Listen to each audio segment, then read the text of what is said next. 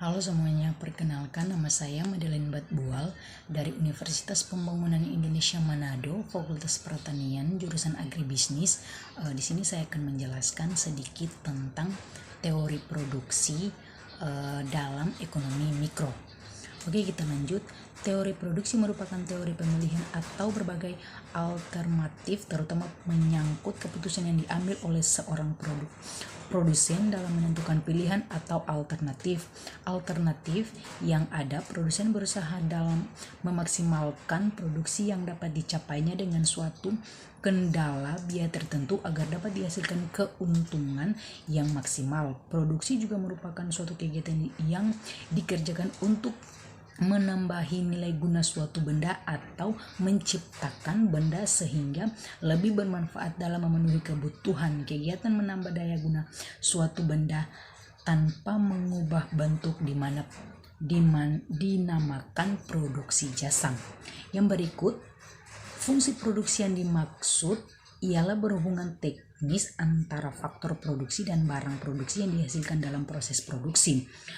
Fungsi produksi keadaan ini dapat dilihat pada di mana sumbu horizontal menunjukkan jumlah faktor produksi, tenaga kerja yang digunakan dalam proses produksi, dan sumbu vertikal menunjukkan jumlah barang yang dihasilkan.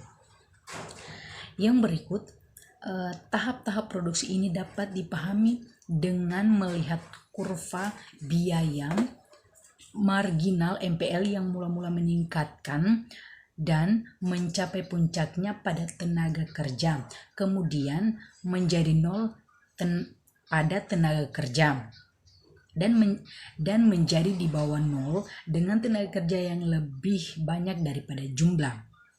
Sebagai contoh, pada jumlah tenaga kerja sebanyak 5, produksi marginal adalah atau lereng garis, sehingga dari produksi total itu kita dapat mengetahui pula besarnya produksi. Rata-rata kerja pada umumnya semakin tinggi tingkat produksi rata-rata, semakin efisien pula faktor produksi tenaga kerja yang digunakan. Yang berikut merupakan suatu aktivitas yang menghasilkan benda atau jasa, menambah nilai guna suatu benda, atau menciptakan benda baru sehingga lebih bermanfaat dalam memenuhi kebutuhan.